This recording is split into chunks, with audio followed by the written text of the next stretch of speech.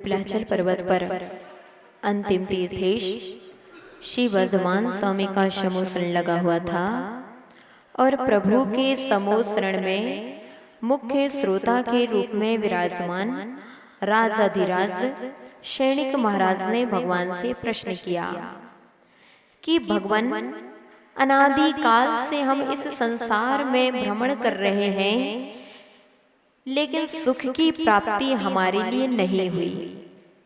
आखिर सुख की प्राप्ति का उपाय क्या है? कैसे हम सुख को प्राप्त कर सकते हैं? कृपया मार्गदर्शन देने की कृपा करें।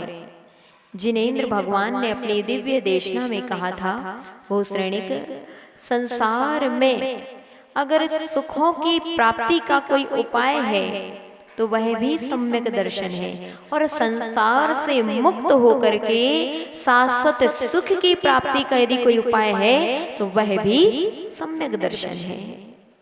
आज तक जितने जीव शुद्ध सुख को प्राप्त कर पाए, उन्होंने पहले सम्यक्त को अंगीकार किया था, क्योंकि जैसे ही सम्यक्त जीवन में आता है वैसे ही परिणति परिवर्तित हो जाती है। पहले जो जीव कूल रहे थे कष्ट में आकर के, वही जीव केवल सम्यक्त का चिंतन करने से, सम्यक चिंतन करने से समता परिणाम रख लेते हैं। जो मैंने किया है वही भोगूंगा, जो मैंने पूर्व में किया है उसी का फल आज भोग रहा हूं, दूसरा तो निमित्त है, उपादान मेरे खुद का ही है। निकांक्षित अंग की बात चल रही थी। दुनिया बोलती है मुझे ये चाहिए, ये चाहिए, ये चाहिए। जिनेंद्र प्रभु के चरणों में आकर के आप वो मांगते हो जो भगवान के पास है ही नहीं। आप कर्म मांग रहे हो, भगवान के पास कर्म नहीं है। न साता वेदनीय कर्म है, ना नाम कर्म की शुभ प्रकृतियां हैं। भगवान तो कर्मों से रहित हैं, और आप भगवान के चरणों में आए तो क्या मांग रहे हो? सुख मांग रहे हो। सुख का तात्पर्य साता वेदनीय कर्म मांग रहे हो। आप भगवान मेरा सुंदर शरीर हो, घर में सब उन्नति हो, मेरा नाम सम्मान हो, क्या मांग रहे हो? नाम कर्म मांग रहे हो। अरे भगवान के पास कर्म है ही नहीं। भगवान के चरणों में तो आप आते तो आकर के वो मांगते जो भगवान के पास है, और भगवान के पास कर्म नहीं है। भगवान के पास यदि कुछ है तो वह धर्म है। आप मांगते भगवान के चरणों में कि भगवान, आपने जैसे आत्मा के शुद्ध धर्म को प्राप्त कर लिया, वैसे शुद्ध धर्म की प्राप्ति मेरे लिए भी हो। अरे हर एक आत्मा में वही गुण है जो भगवान के अंदर है। सत्य बताओ, है कि नहीं? अंकित पंडित जी, हर एक आत्मा में वही गुण विद्यमान है जो कि जिनेंद्र प्रभु में है। आज जो सिद्ध में गुण है वही हम में गुण है। बस अंतर इतना है कि हम में शक्ति है और उनने अभिव्यक्ति कर ली उन गुणों की। जैसे संतोष चाचा, जमीन में पानी निकल रहा है, जमीन से पानी निकलता है, लेकिन पानी निकालने का पुरुषार्थ कौन करता है? किसने किया पुरुषार्थ? बोरिंग है घर में? नितिन भैया, बोरिंग है घर में? मतलब बोरिंग आपने कराई होगी। पानी नीचे था कि आपने डाला है? पक्का पक्का पानी नीचे था, बस आपने पुरुषार्थ क्या किया? मशीन मंगवाई। मशीन मंगवा करके मिट्टी को अलग करवाते गए, करवाते गए, करवाते गए, और 50-100 फुट में पानी निकल आया।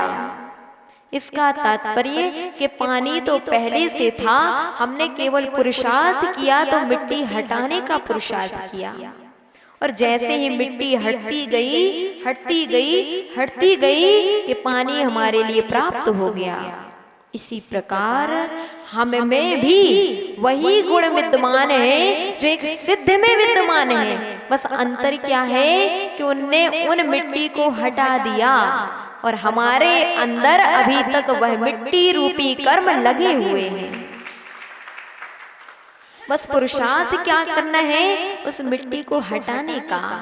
जैसे आप मशीन को बुलवाते हो, मिट्टी हटवाते हो, यहाँ मशीन नहीं मंगवाना है। अपनी इस आत्मा को जिनेंद्र भगवान के पास लेकर के आना है, क्योंकि ये कर्मों से रहित है और जो जिसके पास होता है वही देता है। आचार्य पूज्य पाद स्वामी ने लिखा कि जिसके पास जो होता है वही उसके लिए देता है। अज्ञानोपासिरज्ञानम ज्ञानम ज्ञानी क्षमाश्रया ददाति यत्तु यस्यास्ति सुप्रसिद्धम इदं वचा। अज्ञानी अज्ञान देता है, ज्ञानी ज्ञान देता है। जिसके पास जो होता है वही देता है। आपके पास जो होगा वही तो दोगे। संजय भैया काई की दुकान है, पान मसाले की। आपकी दुकान में कोई आए और कहे कि खार खरीदना है, बताओ क्या करोगे? सबसे पहले तो हंसोगे कि आप देख नहीं रहे कि दुकान के बाहर बड़े बड़े अक्षरों से लिखा है पान मसाले की दुकान, और तुम हमारे यहाँ हार खरीदने आए हो। जाओ ज्वेलर्स की दुकान में देखना और वहां जाकर के खरीदना। बोलोगे कि नहीं बोलोगे? बोलोगे। कोई ज्वेलर्स वाली दुकान वाले बैठे हैं क्या? किसी की है? नहीं है। ज्वेलर्स की दुकान में कोई गया और वहां पे कहे टमाटर तौल दो, तो वो ज्वेलर्स वाला भी पहले पेट पकड़ के हंसेगा। जैसे हमारे भगवान आपको देख करके हंसते हैं कि भैया ये मूर्ख व्यक्ति हमारे पास धर्म है तो ये धर्म नहीं खरीद करके ये कर्म खरीदने आया है जो हमारे पास है ही नहीं। भैया इसलिए कहते हैं कि जिनेंद्र प्रभु के चरणों में कभी मांगना चाहिए, लेकिन मांगना वो चाहिए जो उनके पास है। कल हमने बतलाया था जिनेंद्र भगवान के सामने रोज प्रार्थना करनी चाहिए, रोज मांगना चाहिए, लेकिन अभी तक जो मांगते आए वो कभी नहीं मांगना चाहिए। अभी तक हम मांगते आए भगवान 4 पहिया दे दो, 4 मंजिल मकान दे दो। तुम 4 मंजिल मकान मांग रहे हो, तुम आनंदित मकान में हो रहे हो। विभाव का आनंद है, स्वभाव का आनंद है ही नहीं। वो ईंटें आनंद दे रही थी जब रखी थी क्या? वो ईंट तो मिट्टी थी, तब आनंद नहीं आ रहा था जब वह स्वभाव में था। वह सीमेंट जब रेत के रूप में था तब आनंद नहीं आ रहा था। जो रेत रेत थी तब तक आनंद नहीं आ रहा था। अब वह 4 दीवारी के रूप में खड़ा हो गया, बढ़िया पुट्टी मुट्टी हो गई, फर्नीचर हो गया, तो वही घर आनंद देने लगा। इसका तात्पर्य आनंद विभाव का आ रहा है, स्वभाव का आ ही नहीं रहा। तुमने घर का आनंद मनाया है, वो घर जिससे बना है वह आनंद नहीं दे रहा था। बढ़िया क्या बना घर में? अच्छी रसमलाई बनी। क्या बनी? रसमलाई बनी।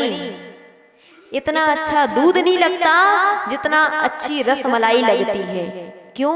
क्योंकि रसमलाई में तत्व डाल दिए गए हैं, उसमें कुछ ऐसे तत्व डाल दिए गए जिससे वह स्वभाव परिवर्तित होके विभाव में परिणत हो गया। यानी पहले दूध शुद्ध था, दूध पीने में अच्छा नहीं लग रहा था, शक्कर डालो, इलायची डालो, यानी आनंद स्वभाव का नहीं आ रहा है, विभाव का आ रहा है। और आप मांग भी क्या रहे हो? स्वभाव नहीं मांग रहे, आप मांग रहे हो तो केवल विभाव मांग रहे हो। भैया आज तक हम बने रहे तो भिखारी ही बने रहे। आज तक हमने मांगा तो भिखारी बन के मांगा। आज तक प्रभु के चरणों में आए तो केवल भिखारी बन करके आए, पुजारी बन करके आए ही नहीं। जब भी आए सो बिना कटोरा के दे दो करते हैं। कटोरा कोई नहीं लाता, लाते हैं क्या? कोई कटोरा नहीं लाता। को का के हैं माता जी अगर कटोरा लेके आएंगे तो हैं? कटोरा लेके आएंगे तो को का के है, लेकिन कटोरा लेके नहीं आते, लेकिन डब्बी भर द्रव्य लेकर के आते हैं कि भगवान के चरणों में जो चढ़ाने से हमें जो मांगते हैं वो मिलता है। अरे ये तो सत्य है। निश्चेयसमभ्युदयम् निस्तीरं सुखाम्बुनिधिं निपिबति पीत धर्मा सर्वे दुःखेरना लीड़ा। भगवान तो निश्रेयस सुख भी देते हैं और अभ्युदय सुख भी देते हैं, यानी मोक्ष सुख भी देते हैं और लौकिक सुख भी देते हैं। लेकिन लौकिक सुख की इच्छा किए बिना जो परमार्थ भूत सुख को मांगता है वह समझदार है, उसके लिए पूरा पूरा फल मिलेगा। और जिसने इतनी बड़ी खूब भक्ति करके, इतनी बढ़िया पूजा करके, अष्टद्रव्य की थाल सजा करके, सुबह से इतना पुरुषार्थ करके नहाया, वस्त्र पहने, मंदिर तक दौड़े चले आए, इधर आकर के द्रव्य धोई, अभिषेक किया, पूजन की, कितना पुरुषार्थ किया। इतना पुरुषार्थ करने के बाद आपने मांग लिया तो थोड़ी सी किंचित सी वस्तु। एक कहानी आती है कि एक नौकर था और एक मालिक था। नौकर बड़ी शिद्दत से काम करता था, उसकी दुकान में बहुत अच्छे से लगन से काम करता था। ऐसा मानता था जैसे मेरी ही दुकान हो। कोई भी कार्य जब करना चाहिए, जब आप लगन से कार्य करते हैं तो आपको जरूर ही सफलताएं अवश्य मिलती हैं। इसलिए कोई भी कार्य करो, आप विपरीत विचार करके रखोगे, होगा कि नहीं, होगा कि नहीं, होगा कि नहीं, तो सफलता के चांस 50% हैं। और आपने कार्य करना प्रारंभ किया, मेरा कार्य जरूर होगा, आपको 100% सफलता के चांस हैं। अपने यहाँ कहा वर्गणाएं काम करती हैं, नेगेटिविटी काम करती है। आप नेगेटिव विचार बना करके रखे हुए, होगा कि नहीं, तो नहीं जो शब्द आ रहा है उससे आपके लिए मिल भी सकता है और नहीं भी मिल सकता है। और जो सोच लेता है नहीं मैं ये कार्य करूंगा, मेरा कार्य बनेगा। कभी भी कोई भी कार्य करो, आप लौकिकता में भी कोई कार्य प्रारंभ करो, आप पॉजिटिव सोचो। भावना योग आज वर्तमान में चल रहा है। भावना योग है क्या? भावना योग है अपने परिणामों को पॉजिटिव रखना, अपने परिणामों को सकारात्मक रखना। और जो जितने अपने परिणामों को सकारात्मक रखता है उसके लिए सफलता मिलती ही है। आज व्यक्ति बीमार है, लोग बीमार हैं और बीमारी का कारण एक बीमारी भी है और दूसरा कारण उनकी नेगेटिव सोच है। कई लोग बीमार जितने होते सो होते हैं, मैं बीमार हूँ, मैं बीमार हूँ, मैं बीमार हूँ, ये मन में चलता रहता है तो इससे वो और ज्यादा बीमार पड़ते हैं। अभी कोरोना के काल में इतने लोग मरे और डॉक्टर भी कह रहा है इनको कोरोना ने जितना मारा सो मारा, इनको सबसे ज्यादा मारा सो टेंशन ने मारा। इसका तात्पर्य कि जब तक नेगेटिविटी, टेंशन ही नेगेटिविटी है, जब टेंशन बनती है समझ लेना कि नकारात्मकता प्रारंभ हो गई, आपके संक्लेश परिणाम प्रारंभ हो गए। और संक्लेश परिणाम प्रारंभ हुए हैं तो जो पुण्य उदय था वह पुण्य क्षीण होने लगा। जैसे एक वो बीपी की मशीन आती है, बीपी की मशीन में वो ऐसे ऐसे दबाते हैं, जितना दबाते जाओ तो उसमें वो घूमती सी है वो कांटा, और नहीं दबाओगे तो वो स्लो हो जाएगा। ऐसे ही हम जितने पॉजिटिव परिणाम रखेंगे उतना हमारा पुण्य बढ़ेगा। और हमने उसको सकारात्मक सोच बनाना बंद कर दिया, नेगेटिविटी में पहुंच गए तो पुण्य भी स्लो हो जाता है। कई लोगों के मन में आ गया जो होना होगा सो होगा, जो भाग्य में होगा वो होगा। हम क्यों इतना सोचे विचारें, सत्य है, लेकिन पुरुषार्थ करना भी हमारे लिए हमारा कर्तव्य है। ऐसा सोच करके कभी नहीं बैठना चाहिए कि जो होना होगा होगा, हम कुछ नहीं करेंगे। नहीं, पुण्य और पुरुषार्थ दोनों काम करते हैं। अगर पुण्य है और पुरुषार्थ नहीं चल रहा है तो भी काम नहीं चलेगा, और पुरुषार्थ चल रहा है और पुण्य नहीं है तो भी काम नहीं चलेगा। इसलिए कोई भी काम प्रारंभ करो, पुरुषार्थ भी पूरा करो, लेकिन पॉजिटिव सोच भी बना करके रखो कि मेरा ये काम जरूर ही पूरा होगा, मैं ये काम प्रारंभ करूंगा अवश्य पूरा होगा। इस प्रकार की सकारात्मक सोच आपको जरूर। और जितने लोग बीमार हैं, किसी को शुगर है, किसी को बीपी, किसी को कोलेस्ट्रॉल, किसी को हार्ट की बीमारी, किसी को माइग्रेन, किसी को अन्य बीमारियां, हम आपसे कहेंगे अगर आप अपनी बीमारियों को ठीक करना चाहते हैं, अगर आप अपनी बीमारियों को मेंटेन करके रखना चाहते हैं, बीपी तो रहे लेकिन बीपी बढ़े ना, ज्यादा ना बढ़े, शुगर तो है लेकिन शुगर बढ़े ना, आप एक काम करना प्रारंभ कर दो। अगर आप चाहते हैं कि हम स्वस्थ रहें तो अपने मन में ये विचार बंद कर दो कि हम बीमार हैं। पहली बात, प्रतिदिन ब्रह्म मुहूर्त में, ब्रह्म मुहूर्त होता है सूर्य उदय के 48 मिनट पहले से 48 मिनट का सबसे श्रेष्ठ समय होता है ब्रह्म मुहूर्त।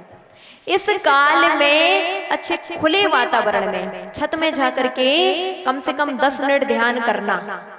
स्वस्थ हो हम, मैं स्वस्थ हूँ, मैं एकदम स्वस्थ हूँ, मेरे अंदर कोई भी बीमारियां हैं ही नहीं, मेरी आत्मा एकदम स्वस्थ है और आत्मा के निमित्त से यह शरीर भी स्वस्थ होता चला जा रहा है। मेरी बीमारियां पलायन कर रही हैं, मेरी आत्मा में लगे जो कर्म है अशाता वेदनी के, वह सब दूर होते होते चले जा रहे हैं। 10 मिनट इसका ध्यान किया करो, क्योंकि बीमारी का मुख्य कारण क्या है? क्या सिद्धांत के अनुसार देखें तो कर्म। और कौन सा कर्म? अशाता वेदनी कर्म। जब असाता वेदनी कर्म आता है तभी बीमारियां आती हैं। बिना असाता के उदय में तुम रोज 10 रसगुल्ले भी खाओगे तो भी तुम्हारे लिए शुगर नहीं होने वाली, और जब असाता का उदय आएगा तो तुम्हें एक रसगुल्ला भी खा लोगे और खाओगे भी नहीं। सूखी चाय पीते थे, इतनी सी शक्कर डली रहती थी, वो ही शक्कर शुगर की बीमारी उत्पन्न करने वाली बन गई। नहीं, वह तो निमित्त बनी है, कर्म तुम्हारा था। असाता का उदय नहीं होता तो तुम घोर घोर के भी शक्कर पीते तो भी बीमारी नहीं होती, लेकिन अशाता का उदय है तो किंचित से निमित्त ने तुम्हारे लिए तीव्र रूप से कर्म का आश्रय और उदय में ला करके खड़ा कर दिया। इसलिए कहते भैया प्रतिदिन प्रातः काल उठ करके ध्यान करना चाहिए 5 से 10 मिनट। दवाइयों के नाश्ता कर रहे हो, डॉक्टरों के चक्कर लगा रहे हो, अरे तुम अपनी आत्मा के और परमात्मा के चक्कर तो लगा के देखो एक बार। कभी आत्मा का ध्यान किया ही नहीं। ढूंढ रहा था मैं जहां, आज तक नहीं पा सका, लेकिन वह आत्मा का सुख तो आत्मा में ही है। सुख शांति साता अगर है तुम्हारी आत्मा में, तुमने खोजा ही नहीं। डॉक्टर के चक्कर लगा रहे, एक डॉक्टर आराम नहीं दे रहा है, दूसरे के नहीं तो तीसरा नहीं तो चौथा चक्कर लगाओ, ठीक है, लेकिन अंदर के परिणामों के भी चक्कर लगाओ, अपने आत्मा के भी चक्कर लगाओ, आत्मा का भी ध्यान करो और आत्मा के उस स्वस्थो हम गुण का ध्यान करना चाहिए। स्वस्थो हम, माघनंदी आचार्य कृत बहुत सुंदर ध्यान सूत्र है। ध्यान सूत्र अगर जो व्यक्ति रोज उन ध्यान सूत्रों में से कुछ सूत्रों का ध्यान करता है, उसके लिए ना मानसिक बीमारियां होती हैं, ना शारीरिक टेंशन होती है, परेशानियां होती हैं, ना आर्थिक परेशानियां होती हैं। प्रतिदिन स्वस्थो हम का ध्यान करो, श्वासोच्छ्वास से प्रतिदिन ऊपर बैठ करके 27 बार नमोकार पढ़ना श्वासोच्छ्वास से, और ओमकारमयी ध्वनि 3 मिनट तक उच्चारण करना। नाभि से लेकर के सारी गर्म हवा बाहर निकल रही है। अगर 10 मिनट इस प्रकार का आप ध्यान करते हैं, आप पाएंगे आप स्वस्थ हो रहे हैं। करके देखना आप। श्वासोच्छ्वास क्या है, समझ में आया? नहीं आया? चलो।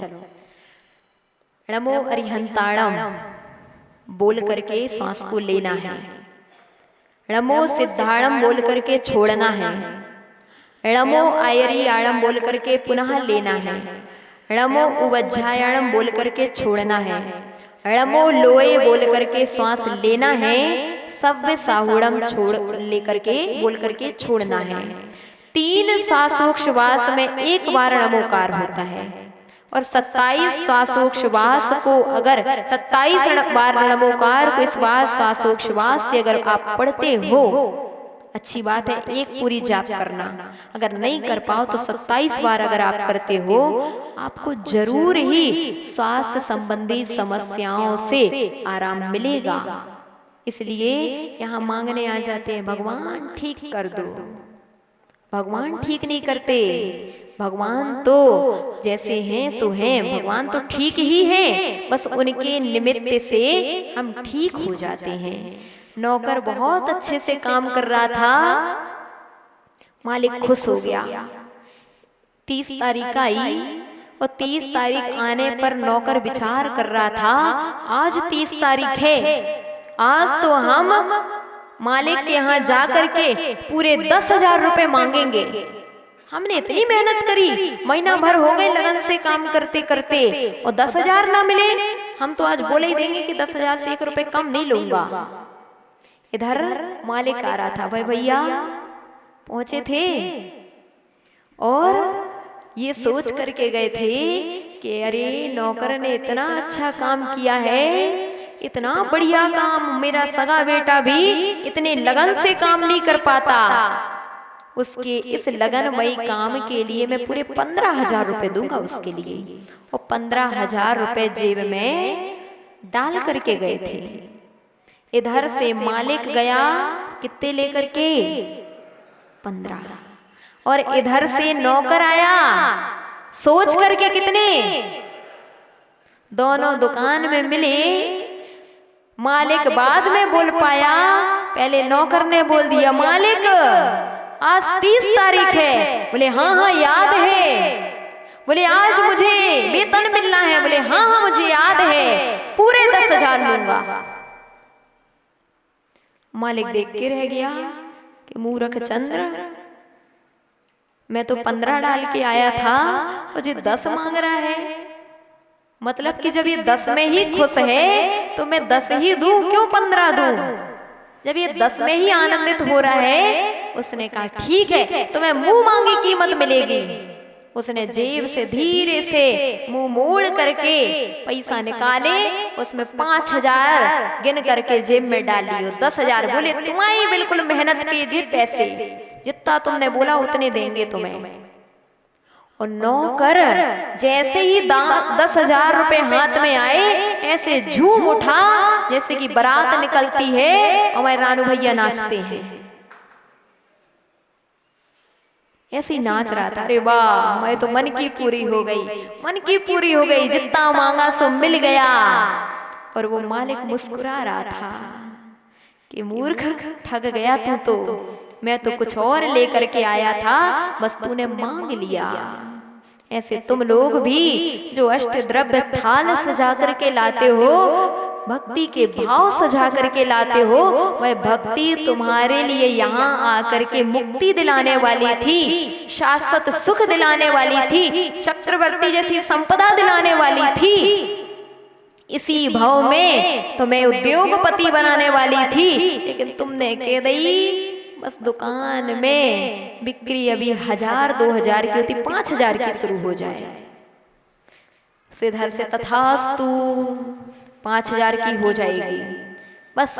अरे वाह, रोज थाली सजा करके जाते हैं, भगवान की पूजा करते हैं। इसलिए हमने कहा था 5,000 की बिक्री होना प्रारंभ हो जाए, तो 5,000 की होने लगी। और भगवान मुस्कुरा रहे हैं कि पागल व्यक्ति, तू तो ठग गया है, तुझे तो करोड़पति बनना था, इसी भाव में और तूने मांग लिया। ध्यान रखना, पुण्य का प्रभाव होता है, जो मांगते हैं मिल जाता है। निदान जिसको आगम की भाषा में बोलते हैं। चंद्र प्रभु चरित्र में बहुत सुंदर सी व्याख्या आई कि अच्छे कार्यों का निदान मांगने से भी मिलता है, और कोई लौकिक किंचित थोड़ी सा निदान मांगने से भी उसका फल मिलता है। चंद्र प्रभु चरित्र में उल्लेख मिला कि चंद्र प्रभु के पूर्व पर्याय की मां एक गर्भवती को देख रही थी, और गर्भवती तड़प रही थी, प्रसूति के दर्द में तड़प रही थी। क्या कष्ट होता है, इनसे पूछो। बेटे तो तुरंत मुंह चला देते हैं, तुमने क्या किया? अरे जिनने 9 महीना पेट में रखा, उनसे तुम पूछ रहे हो क्या किया? जिनने बचपन से हाथ फेर फेर करके तुम्हें बड़ा किया, वही बच्चे अंत में बोलते हैं तुमने क्या किया? जिनने जीवन भर तुम्हारे सिर में हाथ फेरा, तुम उन्हीं के ओर से अपना मुख फेर रहे हो। नहीं, गलत बात। हर एक व्यक्ति को जैसा अपने जीवन में चाहिए है, वैसा करना भी चाहिए। आप अगर चाहते हो कि मेरी वृद्धावस्था आए तो मेरी सेवा हो, तो सबसे पहले सेवा के बीज बोना प्रारंभ कर देना। कभी अपने माता पिता को अपशब्द मत बोलना, कभी माता पिता को जवाब मत देना, कभी माता पिता को दुत्कारना मत। वही माता पिता हैं जिनने तुम्हारे लिए आज योग्य बना दिया, और जब तुम योग्य बन गए तो आज उन्हीं के लिए तुम नहीं, ये तो वृद्ध हो गए हैं, गलत, वृद्ध हो गए हैं, लेकिन वह तुम्हारे माँ और बाप हैं। कितना भी हो जाए, तुम कितने भी बड़े हो जाओ, लेकिन बाप तो बाप ही होगा।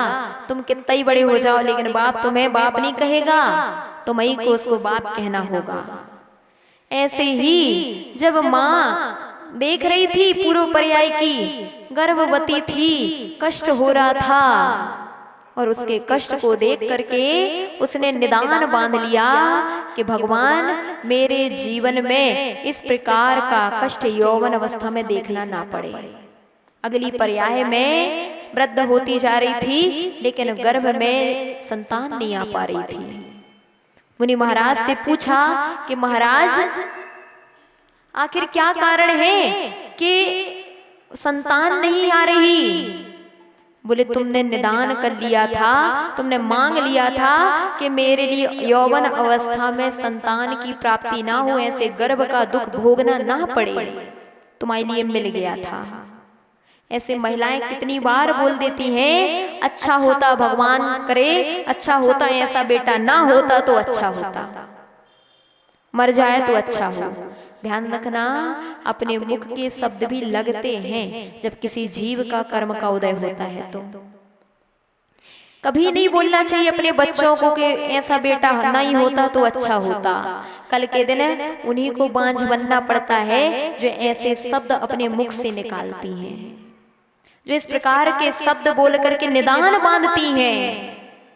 क्या बांध रहे हो? निदान बांध रहे हो, ऐसा ना बेटा ना होता तो अच्छा होता। अब अगली पर्याय में घूम रहे, इन हॉस्पिटलों के चक्कर लगा रहे, उन हॉस्पिटलों के चक्कर लगा रहे। एक गलती यह भी है कि आपने अपने बच्चों को ऐसे शब्द का प्रयोग किया है, कभी नहीं बोलना चाहिए। मांगने से जो चाहे वो मिलता है। वशिष्ठ मुनि महाराज को देख लो, वशिष्ठ मुनि महाराज घोर तपस्या करी, घोर तपस्या कर रहे थे। 1 महीने नहीं 4 महीने हो गए थे, उपवास चल रहे था कंटिन्यू। उग्रसेन पड़गाहन नहीं करने दे रहा था किसी को, मैं ही पड़गाऊंगा। और जब जब महाराज मास उपवास करके नगर में आते थे तब वो अन्य कामों में लग जाता था। 1 महीने समता थी, दूसरे महीने समता थी, तीसरे महीने समता थी, चौथे महीना समता किसने बिगाड़ दी? श्रावकों के मुख ने बिगाड़ दी। आज युद्ध कौन खड़े कर रहे हैं? श्रावक खड़ी कर रहे हैं। श्रावक उकसाते हैं, महाराज करो ऐसा, और महाराज भी उनकी बातों में आ जाते हैं। फिर नहीं देखते कि हमारे गुरु भाई, कुछ नहीं देखते फिर वो। अरे भैया, इतना बोध होना चाहिए, श्रावकों को भी इतना बोध होना चाहिए कि साधुओं के पास छोटे मुंह बड़ी बात नहीं करें।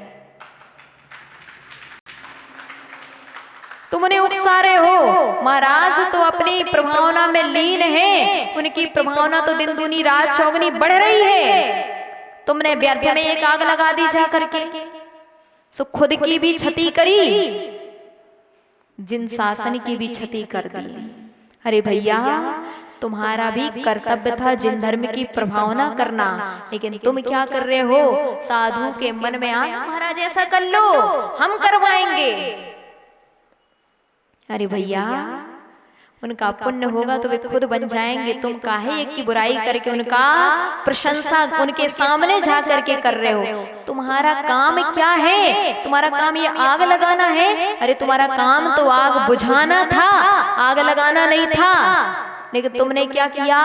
वहां जाकर के उनकी तो स्तुति कर रहे हो, महाराज तुम ही हो। वे खराब हैं और वे महाराज भी पानी में बह गए, वे भी अपने गुरुओं की निंदा सुनने लग गए। गलत।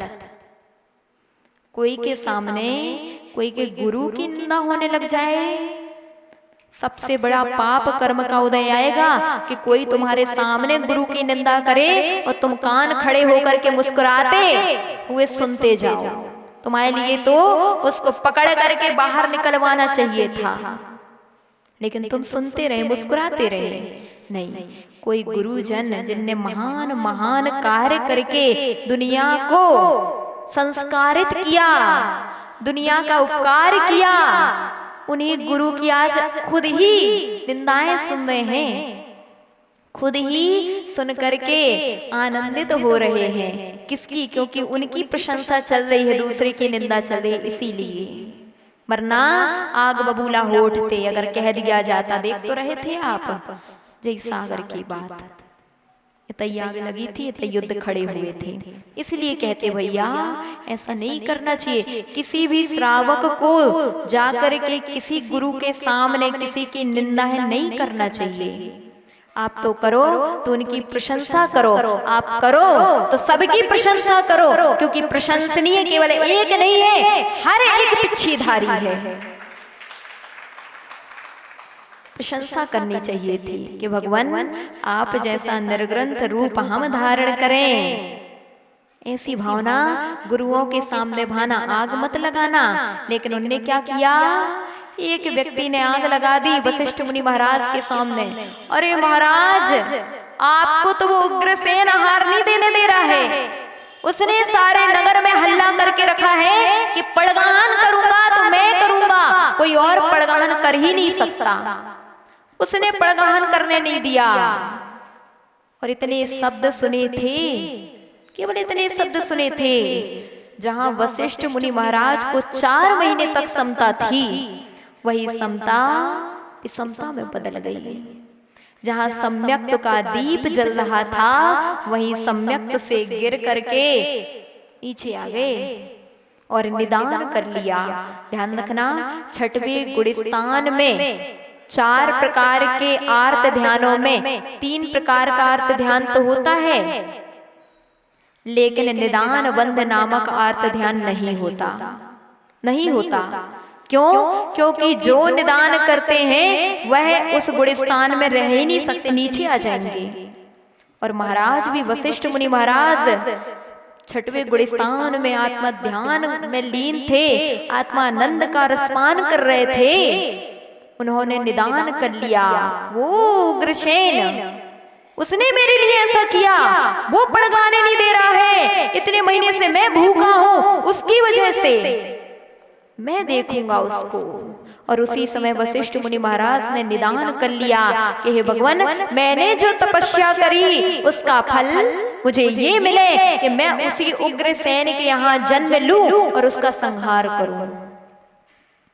जहां वशिष्ठ मुनि महाराज को 4 महीने कंटिन्यू तपस्या उपवास करने का फल मोक्ष मिल सकता था, वहीं उन्होंने निदान मांग लिया, भीख मांग ली और मांग लिया सो मिल गया। मरण को प्राप्त हुए और उसी उग्रसेन के यहाँ जन्म लिया, जिसका नाम पड़ा कंस। उग्रसेन के लिए जिसने द्वार पर जेल पे खड़ा कर दिया, द्वार बनवाया और उधर पे ऐसी जेल बनवाई कि वहां पर दुनिया देखे कि उग्रसेन ने मेरे साथ गलत किया था तो मैं आज उसके साथ गलत कर रहा हूं।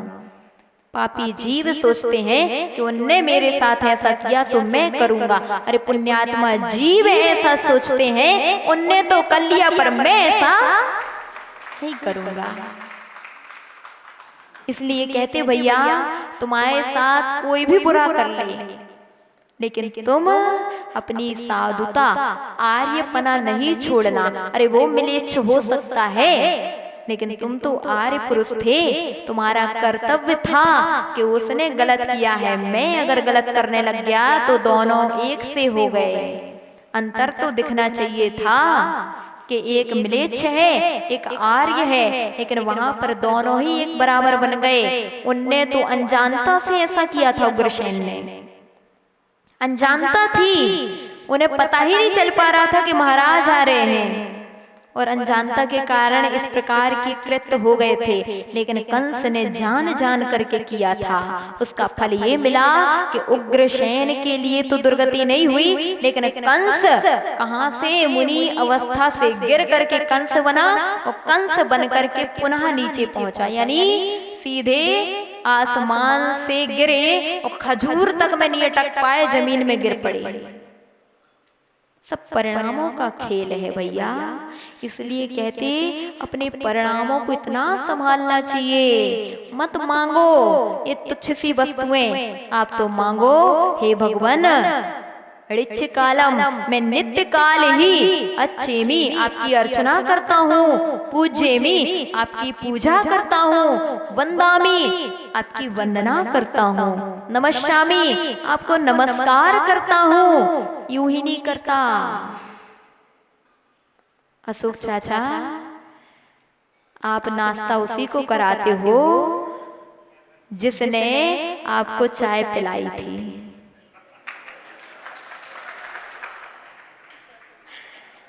है ऐसा ही है ना अनिल भाई साहब? किनको खिलाते हो? जिसने आपको पहले कुछ खिलाया पिलाया था। नहीं तो मुंह देखे पंचायत, अच्छा इनने हमारे साथ ऐसा व्यवहार नहीं किया तो हम भी ऐसा नहीं करेंगे। वही हाल इधर पे होता है गुड्डू भैया, है ऐसा ही होता है ना। बानिया बहुत स्वार्थी होते हैं। संतोष चाचा है होते कि नहीं होते? बोलो एक बार। बहुत स्वार्थी होते हैं। यहाँ भी ऐसे ही नहीं आते, यहाँ भी कुछ मंगाने आते हैं। किसी को खिलाते तभी हैं जब शादी में जाते हैं तो अपनी शादी का रजिस्टर निकालते हैं। जब बेटा की शादी हुई थी तो इन्हें कितना व्यवहार लिखाया था, उतना ही व्यवहार लिखाने जाएंगे। ऐसा ही है नवनीत भैया, ऐसे ही है, उतना ही लिखाएंगे, 1 रुपए ज्यादा नहीं लिखाएंगे। ऐसे ही भगवान के चरणों में आकर के भी बानिया बहुत समझदार हैं। इतनी मेहनत यूं ही नहीं करते हैं। भगवान आपको नित्य ही नमस्कार कर रहे हैं, पूजा कर रहे हैं, वंदना कर रहे हैं, अर्चना कर रहे हैं, यूं ही नहीं कर रहे क्योंकि आपसे हमें कुछ स्वार्थ है। क्या स्वार्थ है? इसके बदले में आप मेरे दुखों का क्षय कर देना, दुख खो कम्मक खो, कर्मों का क्षय कर देना। बोही लाहो, बोधी यानी बोधी यानी मुन्ना चाचा, बोधी यानी बुद्धि नहीं, बोधी यानी रत्नत्रय, सम्यक दर्शन, सम्यक ज्ञान, सम्यक चारित्र, बोधि की प्राप्ति हो।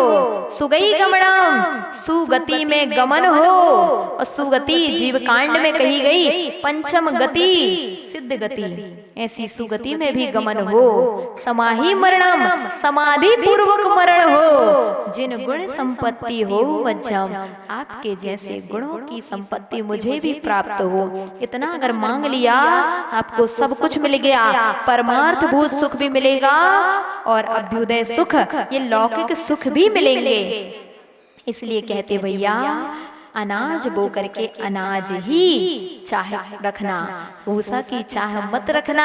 यहाँ आकर के धर्म की चाह रखना, आपको कर्म अपने आप मिल जाएंगे। कहा जाता है भक्ति सुंदर रूपम, पढ़ो रत्न करंडक श्रावकाचार उच्चेर गोरतम प्रणतेर भोगो दाना दुपाशनाथ पूजा भक्ति सुंदर रूपम स्तवनाथ कीर्ति तपोनिधिसु। कल पुनः सुनेंगे, बहुत सुंदर व्याख्या इस श्लोक की है। सब मिलता है इस श्लोक में बताया गया है। कैसे मिलता है? जो प्रभु की भक्ति प्रतिदिन, ये 2 लाइन एक ही लाइन में हो जाएगा। चेमी पूजेमी वंदा में प्रतिदिन दर्शन करो, दर्शन करने के उपरांत अर्घ चढ़ाओ, गवासन लगा करके, अभी तक नहीं बोलते थे, गवासन लगा के लौकिक सामग्रियां मांगते थे। अब लौकिक सामग्री नहीं, आप ये लाइन पढ़ करके परमार्थ भूत सामग्री मांगना, आपको लौकिक सामग्री अपने आप मिल जाएंगी। जय बोलिए आदिनाथ भगवान की